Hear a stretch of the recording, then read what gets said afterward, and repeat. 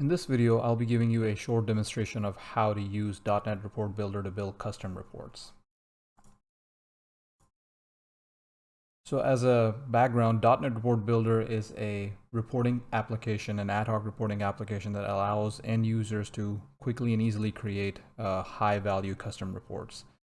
The power of this application is that it easily embeds into the applications that developers are creating for their end users, so that end users can easily transition into the reporting portion and then use it to create high quality reports. To learn more about our application and to schedule a demo, visit our website at www.dotnetreport.com. And during the demo, we can show you a lot more of the different features that make .NET Report Builder the best solution available for building custom reports. With that in mind, I'll go ahead and start the demo for today. Now to start our demo, I'm going to go to our home page and then go to the solution section and click on live demo. You can use this same section to build and run custom reports for yourself just to see how the application works before you install a test version by signing up for a trial account. So I'll go ahead and click the Run Report Demo button here. And this is the reporting engine or the report building front end. This front end is completely open source, which means that developers can create a look and feel that matches their application perfectly. And it's all very easy to do using simple coding procedures that pretty much all .NET developers are aware of. In this screen, I do have a couple of different examples of how you can change some of these looks just to get a different feel for the different layouts. Okay. So to start this demo, we're going to create a new report from the Manage Report section. But the Manage Report section has other options as well, and also in terms of looking at existing reports. If you want to go into an existing folder and look at a report that's already in there, you can do that. So we'll go ahead and click the Create a New Report button, which will open up a report designer. And as you can see in the report designer, we have multiple types of reports that end users can build, including something as simple as a list report, something that includes a drill down in a summary report, the line charts, history curves, maps, etc. So for our demo today, I'm going to go ahead and build a summary report so we can show some features around drill downs and filters. So once I choose the report type, I can go ahead and click this section here for choose data for report. And that'll allow you to see that with .NET Report Builder, you can choose data from multiple different tables inside your database to create a report. So I'll go into the order section first and pick up a couple of items here. Let's say ship date and customer name. And then I'll go to the detailed order section to pick up more information, such as what product was ordered, what was the price, and what was the quantity, let's say. Now, once you've picked up or selected the columns that are going to make up your final report, you can see that the data for that report shows up in this list here. And there's a lot more that you can do with this list in this section. So first thing that you can do is you can reorder how the data is set up in here. You can also do things like change how these data show up in the final result. So if you click that little cog icon there, you can change the format in which the data is showing up. You can change the alignment if you wanted to show up as a left aligned, center aligned, etc.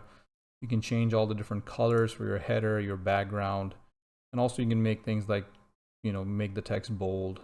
There's a lot of different formatting options available to make the report as eye-poppy or catchy or however you want it to show up in here.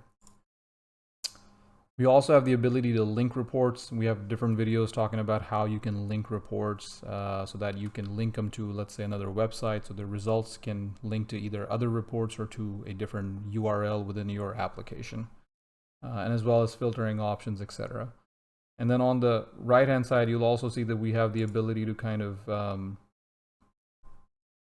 change the way the data is displayed. So in here for unit price, instead of having a count, I'd like to change that to the average unit price so that I can see what the average price was that the customer paid for that product. And then for quantity, I can change that to sum. So again, I'm looking at the sum of all the quantity that the customer purchased. And I can also decide what part of the report should be in my drill down. So here, I'm gonna say, let's build a customer report with the product details inside of the groups, inside of the details of the report. So I'll say that, look, show the product detail only in the detail, okay? Once that information is done, I can also create filters. There's two ways of creating filters. If you just click the add filter button, we can go ahead and create a filter. So let's say we want to create a filter for ship date. We can click on ship date, and there's multiple different ways that the filter can be set up. So for today, I'm going to set up a range, and then the range I'm going to say is, let's look at this month. So now when you set up the filter this way, the filter will run in the background. So every time somebody clicks and runs this report, it'll show you the report for the month, the current month. But if you want that filter to actually show up in the final report so that end users can on the fly change the filter, there is a button here called filter on the fly. So if you click on this, now this filter will actually show up in the report. So you can add more filters, you can create comparison type reports, you can create custom fields. There's a lot of other features that are listed on our website.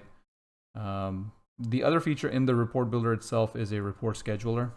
So you can go ahead and create a schedule for this report. So if there are reports that need to be regularly consumed by executives, you can set up a scheduler so that those reports are emailed directly to them at a certain cadence that you choose. Finally, we're going to give it a report name. So we're just going to call it a test sales report. And you can give it a description. And you can also set up an initial sorting. Do you want to sort by ship date, ascending, descending, or some other feature? And finally, once all of this is done, I can choose what folder I want this report to be in. So I'm going to say I want this in the sales reports folder, and I can go ahead and hit save and run report. So now once the report is run, you can see that the report shows up over here. And as we had decided, the report is showing us the ship date, customer name, the average price, and the quantity on the main page. And then if I click on the drill down button, I can also see, what different products was purchased by all of these different customers. Okay.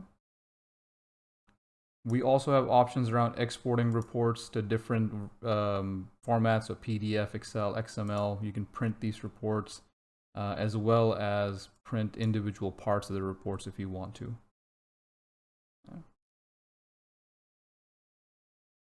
So I hope that gave you a good idea of how to use .NET Report Builder to create reports easily.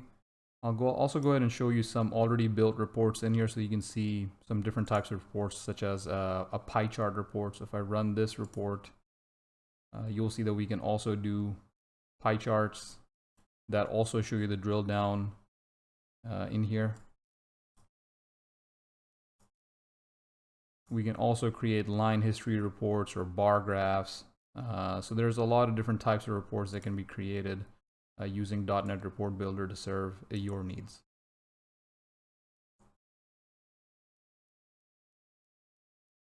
You can also go to our main website and click on success stories to see how some of our customers are using our reporting application to build and reports.